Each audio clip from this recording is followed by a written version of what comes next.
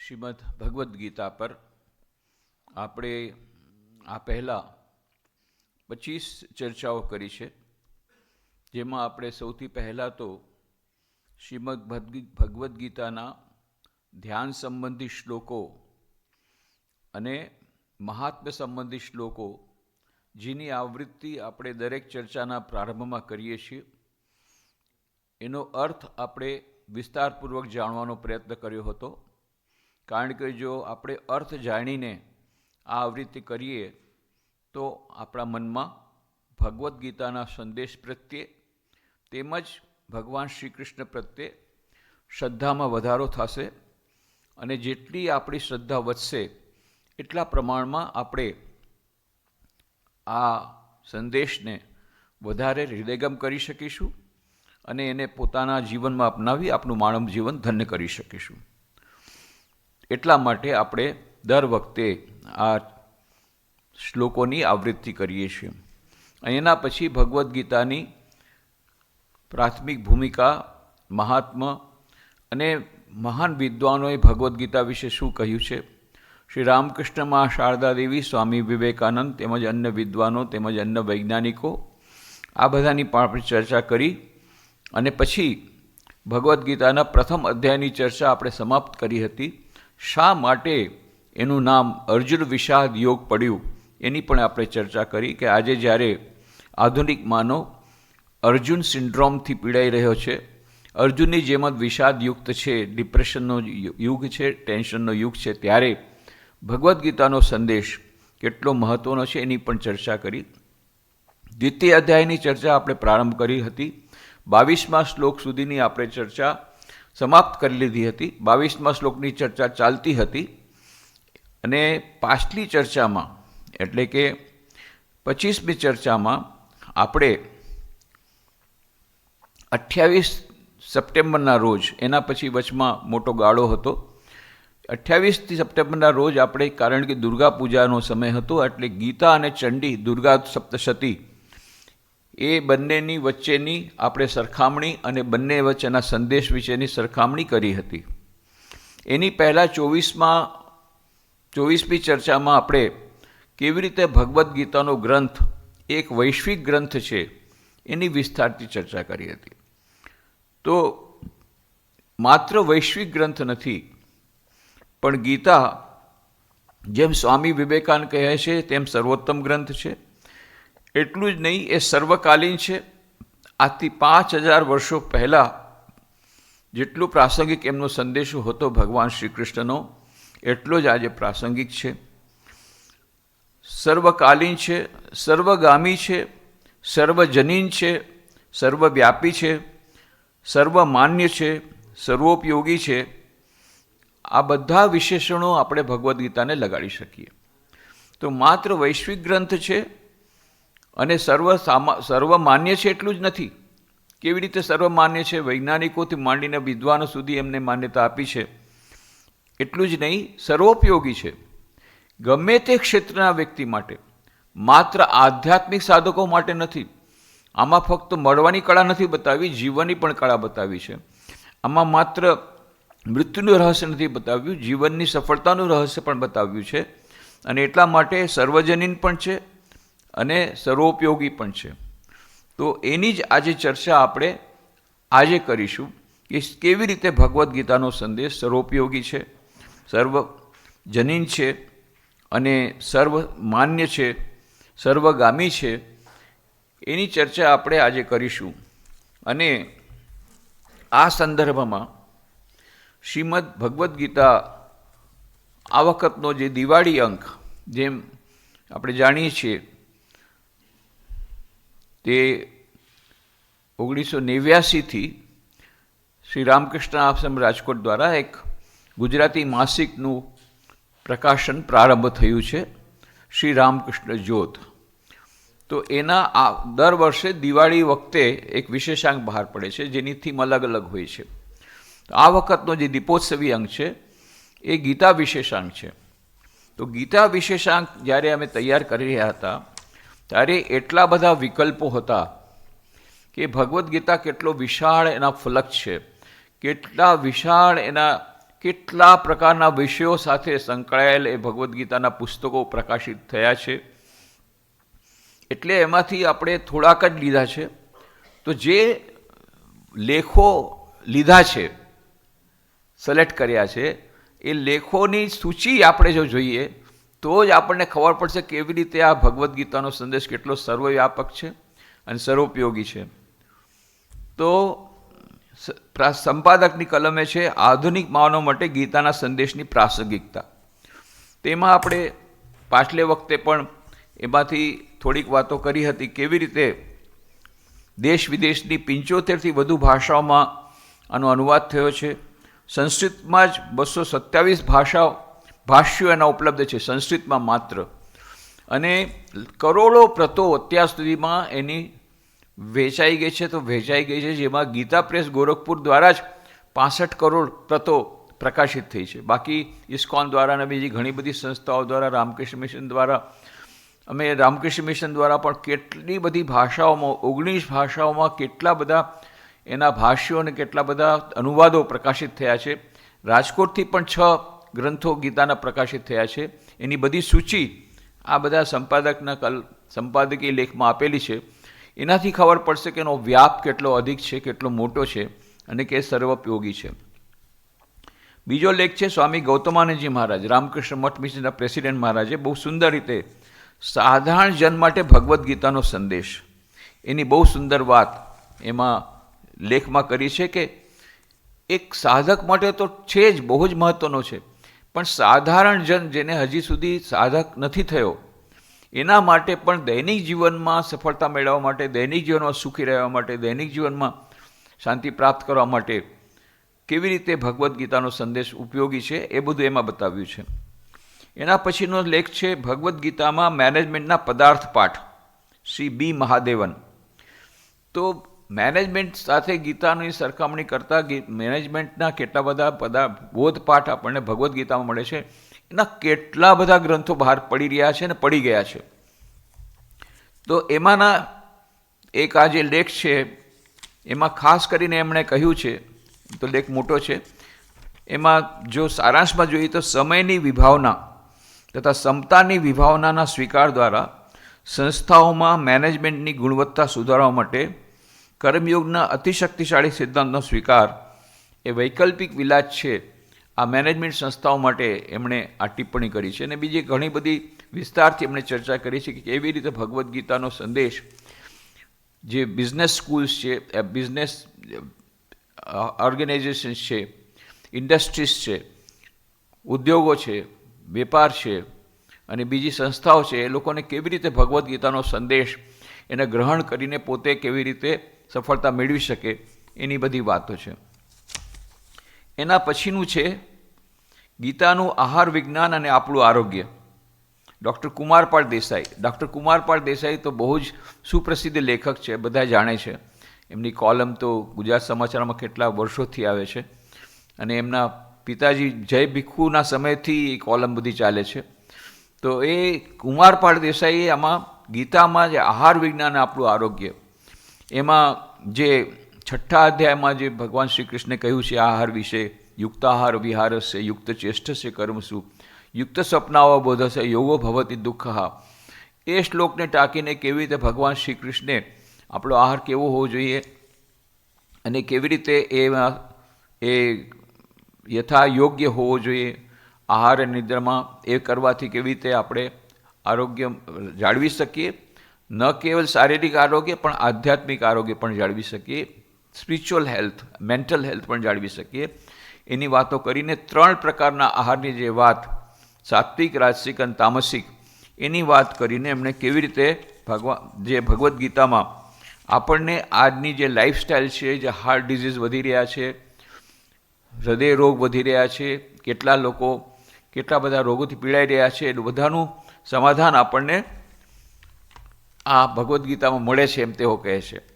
અને ઉપસંહારમાં કહે છે શ્રીમદ ભગવદ્ ગીતાનો જેમ દાર્શનિક અભ્યાસ થાય છે તેમ આરોગ્યની દૃષ્ટિએ અને મેનેજમેન્ટની દૃષ્ટિએ પણ એક ગહન અભ્યાસ થઈ શકે છે. આ ગ્રંથોમાં આપણા જીવનની એક પાસાની નહીં પણ સર્વગ્રાહી દૃષ્ટિએ જીવનના સર્વ પાસાની વિચારણા થયેલી છે. એ ગ્રંથ ચિત્તની ગ્રંથિ તો તોડે છે, પણ એથી વિશેષ એ ગ્રંથ માનવ જીવનને સર્વતોમુખી રીતે યશોજ્જવલ બનાવે છે. તો એનું એક ભાગ એ સ્વાસ્થ્ય છે, શારીરિક સ્વાસ્થ્ય. પણ શારીરિક સ્વાસ્થ્ય અને માનસિક સ્વાસ્થ્ય એકબીજા સાથે સંકળાયેલા છે, કારણ કે હવે આધુનિક વિજ્ઞાને પણ પુરવાર કર્યું છે કે most of the disease are psychosomatic in nature, એટલે કે મોટાભાગના રોગો માત્ર શારીરિક નથી, મનોશારીરિક છે, એકબીજા સાથે સંકળાયેલા છે. એના પછી શ્રી અરવિંદની દૃષ્ટિએ ગીતાનો સંદેશ, બહુ સુંદર લેખ શ્રી જ્યોતિબેન થાનકી, સુપ્રસિદ્ધ લેખિકા, એ આવે છે. શ્રી હરેશભાઈ ધોળકિયા પણ બહુ સુપ્રસિદ્ધ લેખક, શિક્ષક અને ગીતા, બહુ સુંદર લેખ છે, જેમાં કહે છે જો વ્યક્તિ શિક્ષક થાય તે પહેલાં ધ્યાનથી અને ઊંડાણથી ગીતાનું અધ્યયન કરે, તેના દરેક શ્લોકમાંથી પોતાને શું ઉપયોગી થાય તે તપાસે અને મળે તેને જીવનમાં અપનાવે, તો તે શિક્ષક તરીકે સંપૂર્ણ સફળ થાય. એટલું જ નહીં, તેનું પોતાનું જીવન પણ સફળ અને સાર્થક થઈ જાય. અને એ વિસ્તારની વાત અને શિક્ષક માટેની ગીતા વિશેને કહી છે. અને એના પછીનો લેખ છે ડૉક્ટર ભદ્રાઈ વચરાજાની, એ પણ બહુ સુપ્રસિદ્ધ લેખક છે, એની કોલમ પણ આવે છે. પરમ તત્વનું પરમ મૌલિક વક્તવ્ય છે ગીતા. તો એમણે સ્વામી રંગનાથાનજી મહારાજનું જે પુસ્તક છે universal message of Bhagavad Gita, Gujarati એનો અનુવાદ થયો છે, તો એ પુસ્તકમાંથી થોડોક અંશ લઈ એની વિવેચના કરી છે. અને એમ કહે છે ગીતાના સંદેશની બે મહત્વપૂર્ણ વિશેષતાઓ છે, એ છે તેની મૌલિકતા અને તેની સાર્વભૌમિકતા. સાર્વભૌમિકતા વિશે જ આપણે વાતો કરીએ છીએ, કેવી રીતે સાર્વભૌમિક છે, બધા જ ક્ષેત્રોમાં કેવી રીતે આ ભગવદ્ ગીતાનો સંદેશ ઉપયોગી છે, દરેક પ્રકારના વ્યક્તિ માટે, દરેક સ્તરના વ્યક્તિ માટે એ ઉપયોગી છે. એ સાર્વભૌમિકતા અને દરેક દેશ માટે, દરેક દેશના લોકો માટે, દરેક ધર્મના લોકો માટે અને દરેક જાતિના લોકો માટે, દરેક સ્તરના લોકો માટે એ સાર્વભૌમિક છે. એ બધી વાત આપણે કરી હતી. એને બીજું છે મૌલિકતા. એ ભગવદ્ ગીતાની મૌલિકતા વિશે આમાં ખાસ કરીને એમણે કહ્યું છે. પછી આ પછીનો લેખ છે NVC સ્વામી, પર્યાવરણના જગત અને અંગે ગીતાનું. હું બહુ સંક્ષેપમાં કરી રહ્યો છું, પણ આપણે વિસ્તારથી તો લેખ હજી આ પુસ્તક, આ જે અંક છે દીપોત્સવી અંક, આમ તો ઘણા બધા મેમ્બર પણ હશે, પણ અત્યાર સુધી વાંચવાનો સમય નહીં મળ્યો હોય. ગીતા દિવાળીને કારણે બધા વ્યસ્ત હતા, કોઈ બહારગામ ગયા હતા, અત્યારે પોસ્ટમાં આવીને પડ્યો હશે, ખુલ્લો નહીં હોય. તો એ ખોલીને આ બધું જોવાથી સારું રહેશે. અને જેની પાસે નથી એ બુક સ્ટોલમાં હજી પણ મળે છે. તો હું ફક્ત સંક્ષેપમાં એક ઓવરવ્યૂ આપું છું કે કેટલો આ ભગવદ્ ગીતાનું પુસ્તક તો ઠીક છે, ભગવદ્ ગીતા વિશેનો વિશેષાંક પણ આપણને કેટલો ઉપયોગી નીવડી શકે છે. પર્યાવરણના જગત અંગે ગીતાનું દૃષ્ટિબિંદુ. NVC સ્વામી, આ NVC સ્વામી એ IIT ચેન્નઈના ડાયરેક્ટર હતા, અને એમના લેખનો આ અનુવાદ છે ઇંગ્લિશમાંથી. તો એમાં બહુ સુંદર વાત કહે છે કે ખાસ કરીને જે ભગવાન શ્રી કૃષ્ણે યજ્ઞ વિશેની જે વાત કરી છે, 3 અધ્યાયના 3 શ્લોકમાં પહેલાં જ્ઞાન યજ્ઞની વાત કરી, અને પછી એમણે યજ્ઞ ભાવનાની જે વાત કરી છે, એમાંથી એમણે 3 અધ્યાયને 10થી લઈને 13મા શ્લોકની ચર્ચા એમણે કરી, અને પછી એની સમજૂતી આપતા કહ્યું છે કે પહેલાં બ્રહ્માએ યજ્ઞ સહિત પ્રજાઓને ઉત્પન્ન કરીને કહ્યું, આ યજ્ઞ વડે તમે વૃદ્ધિ પામો, આ યજ્ઞ તમારી મનગમતી કામનાઓને પૂર્ણ કરનાર બનો. એવી રીતે જે યજ્ઞ વિશે જે ભગવાન શ્રી કૃષ્ણે કહ્યું છે, એમાંથી લઈને કેવી રીતે આપણે ઓક્સિજન લેવલ, ઓઝોન લેવલ આપણી પૃથ્વીનું ઠીક કરી શકીએ. કારણ કે આ બધાને દેવતાની ઉપાધિ આપવામાં આવી. વાયુ માત્ર વાયુ નથી, વાયુ દેવતા અને વરુણ દેવતા, આ બધાને દેવતાની યોદ આપે કે એને તમે બરાબર સંતુષ્ટ કરશો તો એ તમને સંતુષ્ટ કરશે. જો તમે પૃથ્વી પર અત્યાચાર કરશો તો પછી તમને જ ભોગવવું પડશે. કાર્બન ડાયોક્સાઇડ વધશે, તમે ઝાડ કાપી નાખશો, તમે વૃક્ષ કાપી નાખશો તો તમને જ ભોગવવું પડશે. અને આપણે ભોગવી પણ રહ્યા છીએ અત્યારે. એટલે ક્લાઇમેટ ચેન્જ એક બહુ મોટો વિષય છે અત્યારે, ફોર્થકમિંગ વિષય. ક્લાઇમેટ ચેન્જથી બધા જ દેશો, બધા આખું વિશ્વ ખૂબ જ ચિંતિત છે કે કદાચ આના વખત પછી દરેક માન લો વ્યક્તિએ ઓક્સિજન સિલિન્ડર લઈને ફરવું પડશે, એવી સ્થિતિ આવવાની છે થોડાક સમયમાં, જો આપણે ચેતી નહીં જઈએ તો. એ ઘણા બધા વૈજ્ઞાનિકો આ વિશે વાતો કરે છે ક્લાઇમેટ ચેન્જની. તો એ વખતે ગીતાનું શું સંદેશ દૃષ્ટિબિંદુ છે? ગીતાએ કહ્યું છે કે આ બધા જે તત્વો છે એ બધા તત્વોને દેવતા સમાન ગણીને એની પૂજા કરીને એને સંતુષ્ટ કરશો. અને કહે છે પરસ્પરમ ભાવયંતમ, તમે દેવતાઓને સંતુષ્ટ રાખો, આ બધા જે એલિમેન્ટ છે જળ તત્વ, વાયુ તત્વ, અને એ તમને સંતુષ્ટ કરશે. એકબીજાને સંતુષ્ટ કરો. આવી જે યજ્ઞની ભાવનાની વાત આમાં કરી છે. પછી એક બહુ જ મહત્વનો લેખ છે વિદ્યાર્થીઓ માટે શ્રીમદ ભગવદ્ ગીતા. તો ઘણા લોકોને લાગે છે ભાઈ ભગવદ્ ગીતા તો એટલું ભારે ગ્રંથ, એમાં પાછું એ તો સાધકો માટે છે, અને એમાં તો મૃત્યુ વિશે છે, આત્મા વિશે છે, આ બધું આનાથી અમારે શું મતલબ? પણ આ ભગવદ્ ગીતામાં જેટલી વસ્તુઓ છે એમાં વિદ્યાર્થીઓ માટે ઘણી બધી વસ્તુ એપ્લિકેબલ થઈ શકે છે. એટલે જ આપણે ગુજરાત સરકારે પહેલ કરીને, આપણે જેમ કહ્યું ગુજરાત સરકારે પહેલ કરી છે, કમ્પલસરી કરી નાખ્યું ભગવદ્ ગીતાનું.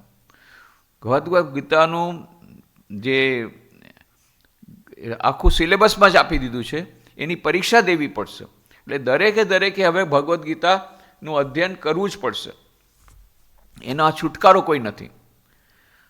તો આ ભગવદ્ ગીતા વિશે સ્વામી આત્મશ્રદ્ધાનંદજીએ કહ્યું છે કે એ જે ભગવદ્ ગીતા કેવી રીતે વિદ્યાર્થી, આખું પુસ્તક પણ છે એમનું, એ પુસ્તક પણ પ્રકટ થવાનું છે, નાનકડું પુસ્તક છે. એમાંના થોડાક અંશો જ આપણે અહીંયા છાપ્યા છે, ભૂમિકા છાપી છે. તેમાં કહે છે મોબાઈલ અને ઇન્ટરનેટ માધ્યમોના અવિચારી ઉપયોગને કારણે વર્તમાન કાળમાં અત્યારે સ્ક્રીન ટાઈમ 5 કલાકનો થઈ ગયો. અત્યારની જનરેશનનો 5 કલાક સ્ક્રીન ટાઈમ મિનિમમ એવરેજ. કેટલાક તો 24 કલાક, કેટલાક 12 કલાક, કેટલાક 10 કલાક, અને કેટલા પાસે મોબાઈલ નથી આવો સ્માર્ટ એટલે એનાથી 0, એમ કરીને એવરેજ 5 કલાક છે. વિચાર કરો, 5 કલાકનો સ્ક્રીન ટાઈમ છે. તો મોબાઈલ અને ઇન્ટરનેટ માધ્યમના અવિચારી ઉપયોગને કારણે વર્તમાન કાળમાં વિદ્યાર્થીઓ આંતરબાહ્ય પડકારો સામે ઝઝૂમી રહ્યા છે. નિરંતર ઉપસ્થિત થતા વિઘ્નો અને વિભિન્ન પ્રકારના પ્રલોભનો વચ્ચે પોતાના સામાન્ય અભ્યાસ તથા પરીક્ષા પ્રત્યે એકાગ્રતા જાળવી રાખવા સક્ષમ બનવું એ તેમની સમક્ષનો મોટો બાહ્ય પડકાર છે. એકાગ્રતા. જેટલા વિદ્યાર્થીઓ જ્યારે યુવા સંમેલન થાય, પ્રશ્નોત્તરી થાય, તો પહેલો પ્રશ્ન આ જ છે કે મન બહુ ચંચળ છે અને કોઈ હિસાબે મન લાગતું નથી, એકાગ્રતા આવતી નથી, ભણવામાં મન લાગતું નથી અને એકાગ્રતા આવતી નથી, મન ભટકે છે ચારે તરફ ભણતી વખતે. આ બધાનો પ્રશ્નો છે એકાગ્રતાનો. એનો બહુ સુંદર ઉપાય ભગવદ્ ગીતામાં 6ઠ્ઠા અધ્યાયમાં આપ્યો છે કે અર્જુન પણ આ પ્રશ્ન પૂછે છે. આજથી 5000 વર્ષ પહેલાં જે પ્રશ્ન છે એ આજે પણ ઊભો છે. અને અર્જુન જેવો અર્જુન પૂછે છે ચંચલમી મન કૃષ્ણ પ્રમાથી બલવદૃઢમ તસ્યાહમ નિગ્રહમ મન્યે વાયોરીવ દુષ્કરમ. હે ભગવાન, તમે આ બધી ધ્યાનની વાત કરી, આવી રીતે મનને પેલું કરવું, મનને નિયંત્રિત કરવું, આ બધી વાતો તમે કરી, પણ આપણનો પાણો છે કે મારું મન તો એટલું ચંચળ છે કે હું આ ચંચળ મનને નિયંત્રિત કરું, વાયુને મુઠ્ઠીમાં નિયંત્રિત કરવું કરતાં વધારે કઠિન માનું છું. અને પછી ભગવાન શ્રી કૃષ્ણ એમ નથી કહેતા, શું બાયલા જેવી વાત કરે છે. જેમ પહેલાં કહ્યું ને, કુતત્સ્વા કશમલમિદમ વિસ્મે સમુપસ્થિતમ અનાર્યમ અજુષ્ટમ અસ્વર્ગ્યમ અકીર્તિકરમ અર્જુન ક્લૈબ્યમ માસ મગમ પાર્થ નૈત્વત્વ હ્યુપપદ્યતે ક્ષુદ્રમ હૃદય દૌર્બલ્યમ તક્તોતિષ્ઠ પરંતપ. જે વાત કરી છે દ્વિતીય અધ્યાયમાં, જ્યારે અર્જુને કીધું કે મને તો બહુ કઠિન લાગે, હું યુદ્ધ નહીં કરું, અને એમ કરીને બેસી જાય છે, જે ભયભીત થઈ જાય છે, ત્યારે ભગવાન શ્રી કૃષ્ણ એમ કહે છે શું બાયલા જેવી વાત કરે છે, કાયર જેવી વાત કરે છે. પણ અહીંયા જ્યારે અર્જુન કહે છે કે આ મન બહુ ચંચળ છે, એને વશમાં રાખવું મને બહુ જ કઠિન લાગે છે, ત્યારે ભગવાન શ્રી કેમ નથી કે શું કાયર જેવી વાત કરે છે, બાયલા જેવી વાત કરે છે? નહીં, શું કહે છે? અસંશય મહાબાહો મનો દુર્નિગ્રહમ ચલ. ભગવાન શ્રી કૃષ્ણ પોતે કહે છે એ વાતમાં કોઈ સંશય નથી અર્જુન કે આ મન બહુ કઠિન છે, એને નિયંત્રિત કરવું બહુ કઠિન છે. ભગવાન શ્રી કૃષ્ણ શું કહે છે? બહુ કઠિન છે, બહુ કઠિન છે. પતંજલિ શું કહે છે? બહુ કઠિન છે. સતુ દીર્ઘકાલ નિરંતર સત્કારા સેવિતો દૃઢભૂમિ. સ્વામી વિવેકાનંદ શું કહે છે રાજયોગમાં? બહુ કઠિન છે. કેટલું કઠિન છે?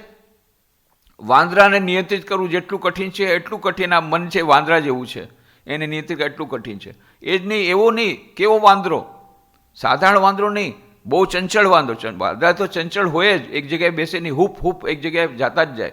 પણ એવો જે હંમેશા ચંચળ જે વાનર, એમાં સ્વામી વિવેકાનંદ ઉપમા આપે છે રાજયોગના ગ્રંથમાં કે આ મનને વશ કરવું કેટલું કઠિન છે એનું ઉપાય એનું ઉદાહરણ આપે છે કે એક વાનર હતો તો બહુ ચંચળ હતો અને કૂદાકૂદ કરતો હતો. ત્યાં કોઈએ દારૂ પાઈ દીધો. દારૂ પીધા પછી હજી વધારે ઉછળકૂદ કરવા માંડી ગયો. એમાં પાછો વીછીએ ડંખ માર્યો. વીછીએ ડંખ માર્યો તો હજી વધારે ઉછળકૂદ કરવા માંડી ગયો. એમાં પાછું ભૂત એના માથા પર સવાર થઈ ગયું. એટલે પછી તો જુઓ એની ઉછળકૂદ. હવે આવા વાનરને નિયંત્રિત કરવું કેટલું કઠિન છે.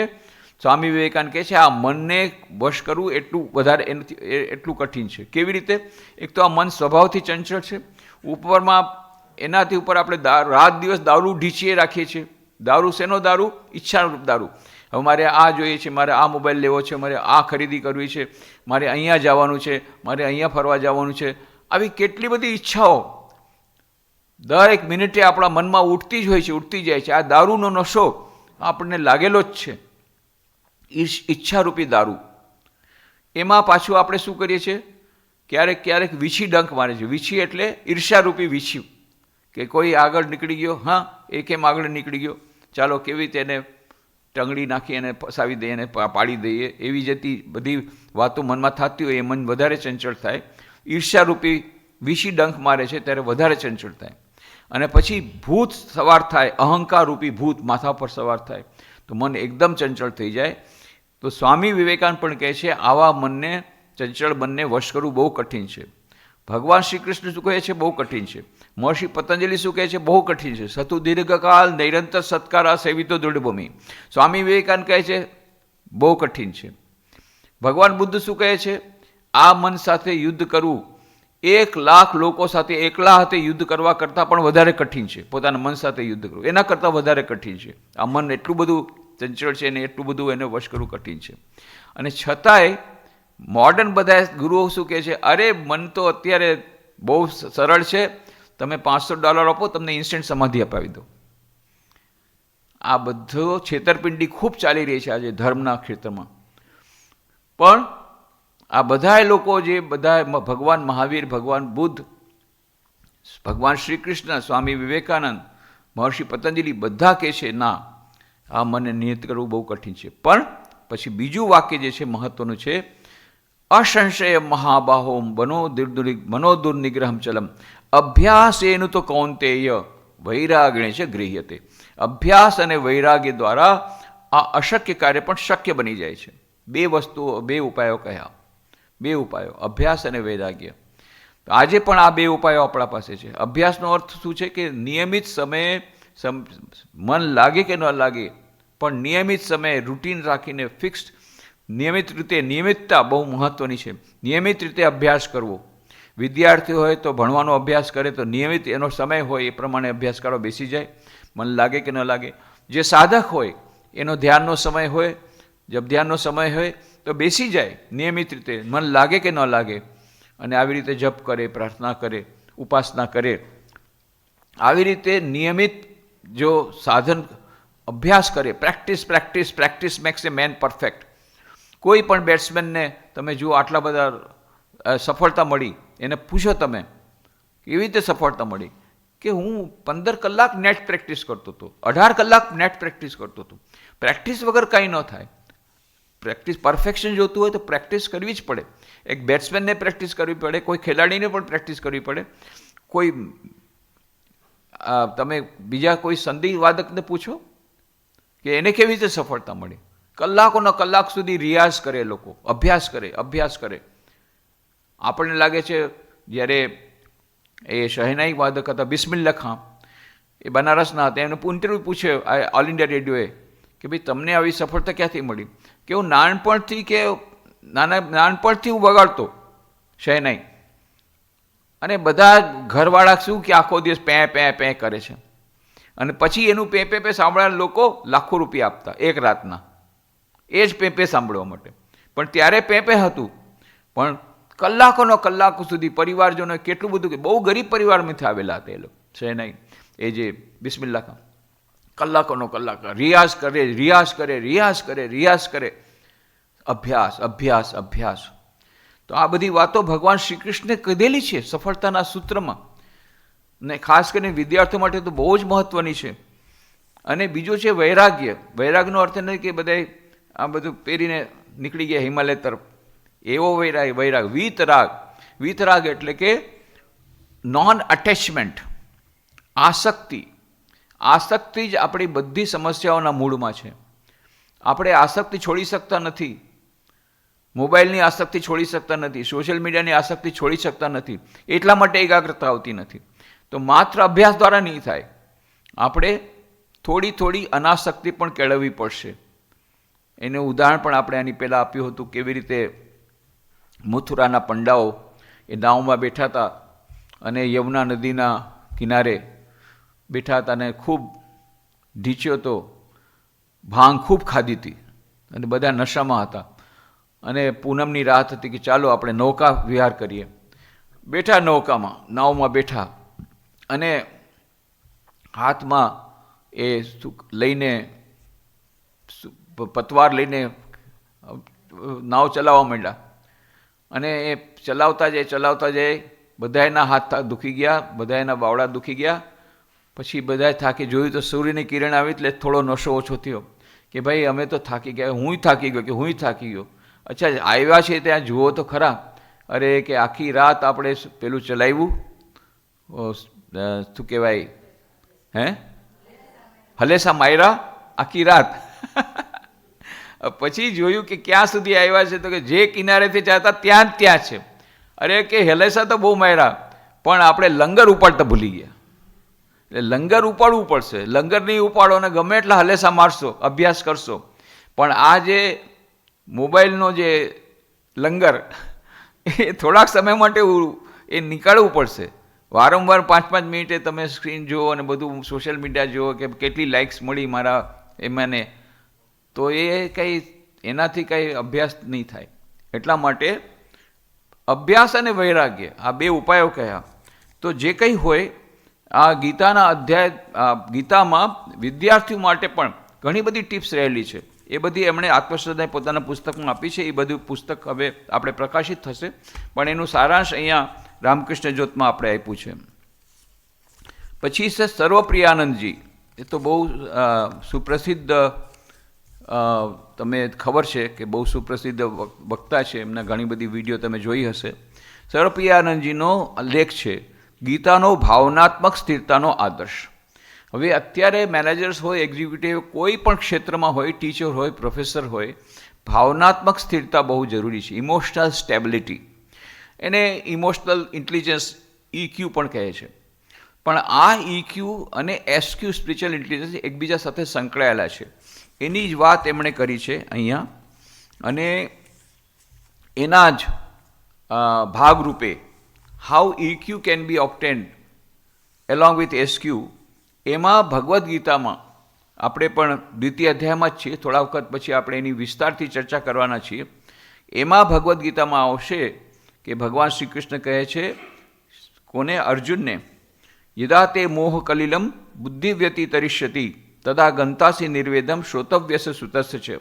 જ્યારે તારી બુદ્ધિ મોહરૂપી ગાઢ જંગલને પાર કરી જશે ત્યારે તારે સર્વ સાંભળ યોગ બાકી થતા સાંભળ્યા હશે તે પ્રત્યે તું ઉદાસીન થઈ જઈશ. અને પછી શ્રુતિ વિપ્રતિપન્ના તે યદા સ્થાસ્થિતિ નિશ્ચલા સમાધાવચલા બુદ્ધિ તદા યોગમ અવાપ્સસી. ત્યારે કહે છે જ્યારે વેદોની અલંકાર પ્રચુર ભાષાથી તારું મન વિચલિત થશે નહીં અને આત્મ સાક્ષાત્કારની સમાધિમાં તે સ્થિર થઈ જશે, ત્યાર પછી તને દિવ્ય ચેતનારૂપ યોગ પ્રાપ્ત થશે. પછી અર્જુન પૂછે છે, અર્જુન બહુ સુંદર પ્રશ્ન પૂછે છે, સ્થિતપ્રજ્ઞસ્ય કા ભાષા સમાધિસ્તસ્ય કેશવ તિતધિ કિમ પ્રભાષેત કિમાસિત વ્રજેત કિમ. અર્જુન પૂછે છે, હે કૃષ્ણ, અધ્યાત્મમાં લીન થયેલી ચેતનાવાળા મનુષ્ય જે છે, સ્થિતપ્રજ્ઞ લક્ષણ જે તમે કહ્યા છે, એના લક્ષણો કયા છે, તે કેવી રીતે બોલે છે અને તેની ભાષા કેવી છે, તે કેવી રીતે બેસે છે અને કેવી રીતે ચાલે છે. એના ઉત્તરમાં જે ભગવાન શ્રી કૃષ્ણે થોડાક લક્ષણો આપ્યા છે સ્થિતપ્રજ્ઞતાના, આ જ ઇમોશનલ સ્ટેબિલિટી અને સ્પિરિચ્યુઅલ સ્ટેબિલિટીના મૂળ મંત્રો છે. એ ભગવદ્ ગીતામાં આપેલા છે. અને દરેક વ્યક્તિ માટે આધ્યાત્મિક સાધનામાં પણ આપણને મહત્ત્વના થાય છે, દૈનિક જીવનના કાર્યમાં પણ આપણને સફળતા અપાવે છે. પછી કોઈ પણ હોય વ્યક્તિ, એમાં જે ભગવાન શ્રી ભગવાનનું વાંચે ભગવાને શું કહ્યું? પ્રજહાતિ યદા કામાન સર્વાન પાર્થ મનોગતાન આત્મન્યેવ આત્મના તુષ્ટ સ્થિત પ્રજ્ઞસ્ત દોચતે દુઃખેશ્વનુદ્વિગ્ન મના સુખેશુ વિગત સ્પ્રિય વીતરાગ ભય ક્રોધ સ્થિતધીર મુનિરુચ્યતે. તો આ બે શ્લોકમાં એમણે સંક્ષેપમાં એ સ્થિતપ્રજ્ઞ વ્યક્તિના લક્ષણો કહી દીધા. પહેલાં કહ્યું પ્રજહાતિ યદા કામાન, જે મનુષ્ય જ્યારે મનમાં ઉદ્ભવતી ઇન્દ્રિય તૃપ્તિની સર્વ કામનાઓનો પરિત્યાગ કરે છે અને જ્યારે આ પ્રમાણે વિશુદ્ધ થયેલુંનું મન આત્મામાં જ સંતોષ પ્રાપ્ત કરે છે, ત્યારે તે વિશુદ્ધ દિવ્ય ચેતનામાં રહેલો સ્થિતપ્રજ્ઞ કહેવાય છે. તો જેને મનમાં જ બધી જે કામનાઓ નીકળી ગઈ છે, કામના રહિત થઈ ગયો છે, એ વ્યક્તિ એ સ્થિતપ્રજ્ઞ છે. અને જે આત્મા પોતાના એને સંતુષ્ટ કરવા માટે બહારની કોઈ વસ્તુ જોઈતી નથી. તો બહુ સરસ છે આ એક. પણ કેવી રીતે ખબર પડે? એને પોતાને ખબર પડે કે મારે હવે સંતુષ્ટિ માટે બીજી કોઈ સામાન્ય વસ્તુ જોતી નથી. પણ તમારા મનમાં આ તમે સ્થિતપ્રજ્ઞ થયા છે કે નહીં મને કેવી રીતે ખબર પડે? એના માટે પછી આ પહેલો જે આપ્યો છે એ સબ્જેક્ટિવ ટેસ્ટ છે. પોતે જ તમે કરી શકો. તમે ટેસ્ટ કરો કે ભાઈ તમારી બધી કામનાઓ દૂર થઈ ગઈ અને તમને અંદરની સંતુષ્ટિ માટે બહારની કોઈ વસ્તુની જરૂર પડે છે, તો તમે સ્થિતપ્રજ્ઞ નથી થયા. હવે બીજો ટેસ્ટ છે, મારે જાણવું હોય કે કોઈ બીજી વ્યક્તિને આવી ઇમોશનલ સ્ટેબિલિટી થઈ છે કે નહીં, એવી સ્થિતપ્રજ્ઞતાના લક્ષણ એમાં આવ્યા છે કે નહીં, એ કેવી રીતે જાણવું? તો પાછો સબ્જેક્ટિવ ટેસ્ટની સાથે સાથે ઓબ્જેક્ટિવ ટેસ્ટ પણ આપે છે. ઓબ્જેક્ટિવ ટેસ્ટ શું છે? દુઃખેશ્વનુદ્વિગ્ન મના સુખેશુ વિગત સ્પ્રિય વીત રાગ ભય ક્રોધ સ્થિતધીર મુનિ રચ્યતે. આ છે ઓબ્જેક્ટિવ ટેસ્ટ. કેમ શું છે કે કોઈ વ્યક્તિને તમે જો જાણવું હોય કે સ્થિતપ્રજ્ઞ છે કે નહીં, કે એણે આધ્યાત્મિક આવી રીતે ઊંચાઈ પ્રાપ્ત કરી છે કે નહીં, કે એને ઇમોશનલ સ્ટેબિલિટી મળી છે કે નહીં, તો શું કરવાનું? દુઃખેશ્વનુદ્વિગ્ન. જે ગમે એટલું દુઃખ આવે તો ઉદ્વિગ્ન થતો નથી, અને ગમે એટલું સુખ આવે તો પણ છકી જતો નથી અહંકારમાં. દુઃખેશ્વનુદ્વિગ્ન મના સુખેશુ વિગત સ્પ્રિય વીત રાગ ભય ક્રોધ. જેણે રાગ એટલે આસક્તિ જેણે છોડી દીધી છે, વીત રાગ ભય નથી એનામાં, અને ક્રોધ એણે છોડી દીધો છે. જો આ ત્રણ વસ્તુ ન હોય, જો હોય એનામાં, તો પછી આપણે જાણી લેવું સ્થિતપ્રજ્ઞ નથી. ઓબ્જેક્ટિવ ટેસ્ટ થઈ ગયો. તો ઓબ્જેક્ટિવ ટેસ્ટ સબ્જેક્ટિવ ટેસ્ટ બંને બતાવે છે. એટલે જે અંતમાં એ કહે છે સર્વપ્રિયાનંદજી, ગીતાશાસ્ત્રનું સર્જન યુદ્ધભૂમિમાં થયું હોવા છતાં ઇતિહાસ એનો સાક્ષી છે કે હિન્દુ માણસમાં તેણે શાંતિ અને સુલહની ભાવનાઓને પ્રસ્થાપિત કરી છે. બીજું, સ્થિતપ્રજ્ઞનો આદર્શ સ્થિર બુદ્ધિમાન વ્યક્તિ ભાવહીનતા નથી. એ ભાવહીનતા નથી કે ભાવનાહીન થઈ ગયો એવું નથી, પણ સ્થિતપ્રજ્ઞનો અર્થ બુદ્ધિહીનતા પણ નથી, પરંતુ ભાવનાઓનું ઉદ્ધરીકરણ છે. ભાવનાત્મક સ્થિરતા એ ભાવહીનતા નથી, પણ જીવનના અગણિત પડકારો વચ્ચે ભાવાત્મિક રીતે સુસ્થિર અને સુદૃઢ રહેવું તે છે. આ મને ક્લિયર કરી નાખ્યું. એટલે આવી રીતે ઘણા બધા સરસ સરસ લેખો છે. ભાગવત અને ભગવદ્ ગીતા ગુણેશાનંદજીનો લેખ છે, જેમાં એમણે કહ્યું કે શ્રીમદ ભાગવતમાં જેમ ગીતામાં અંતમાં શરણાગતિની વાત આવે છે, ભાગવતમાં એ જ સંદેશો છે. શ્રીમદ ભાગવત પણ આ જ અમૂલ્ય રત્નનું વર્ણન કરતા પ્રથમ શ્લોકમાં કહે છે, સર્વ જીવમાં જે પરમાત્મા વ્યાપ્ત છે એનું હું શરણ લઉં છું, અને સર્વ જીવમાં પરમાત્માનું દર્શન કરીને હું સર્વ જીવો પ્રત્યે સંભાવ પ્રગટ કરું છું. એટલે અંતમાં જો મૂળમાં જઈએ તો ભગવદ્ ગીતા અને ભાગવતનો સંદેશ એક જ છે. એવી જ રીતે ભગવદ્ ગીતા અને રામચરિત માનસ સ્વામી સુખાનંદજી મહારાજનો બહુ સુંદર લેખ છે, જેમાં અંતમાં એમણે ઉપસંહારમાં કહ્યું છે, એમાં થોડીક રામચરિત માનસની ચોપાઈઓ દ્વારા બધું જણાવ્યું છે, થોડીક ચોપાઈઓ આપી છે, અને સામે ભગવદ્ ગીતાનો શ્લોક આવે છે.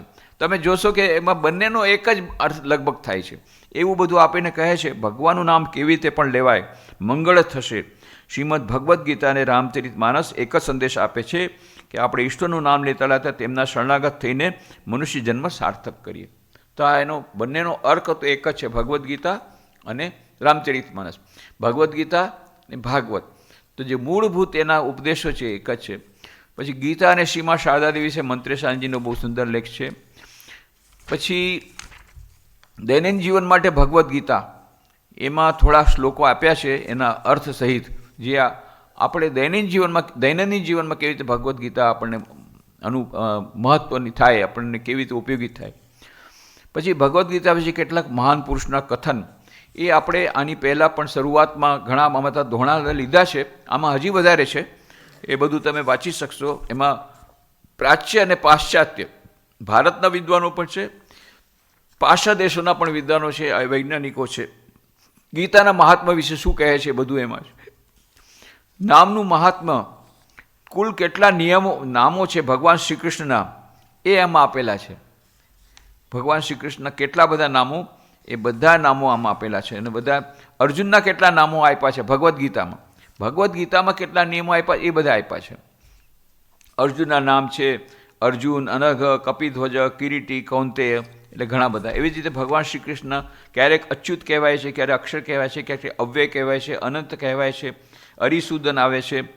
અનેક પ્રકારે ભગવાન શ્રી કૃષ્ણ અનેક નામ ગીતામાં આપ્યા છે. ભગવદ્ ગીતાના મહિમા અને ગરિમા એ પણ એક સંકલન છે. પછી સ્વામી વિવેકાનંદ ગીતા વિશે શું કહ્યું છે કે જે સર્વોત્તમ ગ્રંથ છે, એ વાત કરી આપણે, એ બધી વસ્તુ આમાં ડિટેલ્સમાં આપેલી છે.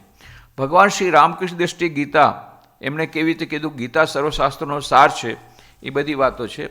એટલે આમાં આ દીપોત્સવી અંકમાં, અને તમે જો સરખી રીતે જુઓ તો ભગવદ્ ગીતા વિશે ઘણી બધી માહિતી આમાં મળશે. અને એનાથી એક વસ્તુ આપણને ખબર પડશે કે ગીતા માત્ર વૈશ્વિક ગ્રંથ નથી, પણ સાથે સાથે સર્વકાલીન છે, સર્વગામી છે, સર્વજનીન છે, સર્વવ્યાપી છે, સર્વ માન્ય છે, સર્વોપયોગી છે અને સર્વોત્તમ છે.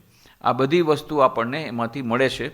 તો એ જે ભગવદ્ ગીતાનું આવતા રવિવારે આપણે 5:15 વાગે આ જ હોલમાં જે 22મા શ્લોકની ચર્ચા આપણે કરતા હતા, એ ચર્ચાને આપણે આગળ ચલાવશું. આજે આપણે અહીંયા સમાપ્ત કરીએ.